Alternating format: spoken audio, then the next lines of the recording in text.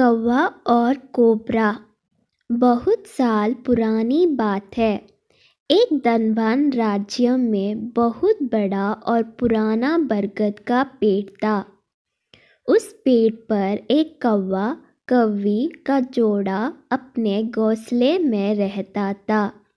ये जोड़ा दिन भर भोजन की तलाश में बाहर रहता और शाम होते ही लौट आता। उसी पेड़ के पास एक दुष्ट सांप भी रहता था। कौवा कौवी का जोड़ा बहुत आराम से गुजर बसर कर रहा था। इसी बीच कौवी ने अंडे दिए। दोनों बेहद खुश थे, लेकिन एक दिन जब वो बाहर गई तो सांप उनके अंडों को खा गया। दोनों बहुत रोए। अब हर साल मौसम आने पर कौवी अंडे देती और वो सांप मौका पाकर उनके घोंसला में जाकर अंडे खा जाता।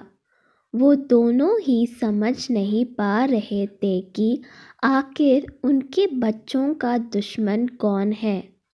लेकिन जल्द वो समझ ही हो ना हो, यह काम उस सांप का ही है।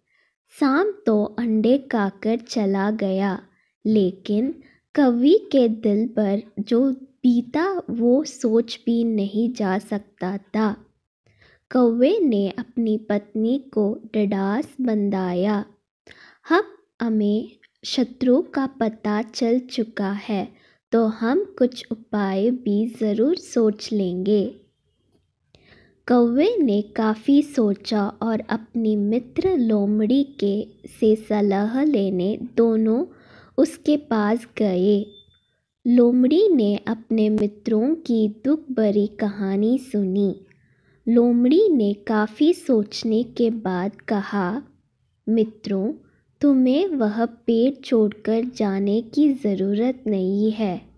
मेरे पास एक तरकीब है जिससे उस दुष्ट सर्प से छुटकारा पाया जा सकता है। लोमड़ी ने अपने चतुर दिमाग में आई तरकीब बताई। उन्होंने लोमड़ी को धन्यवाद दिया और अपने घर लौट आए। अगले ही दिन योजना अमल में लानी थी। दरअसल उस प्रदेश की राजकुमारी एक सरोवर में अपनी सहेलियों के साथ जल क्रीड़ा करने आती थी। उनके साथ अंगरक्षक तथा सैनिक भी आते थे।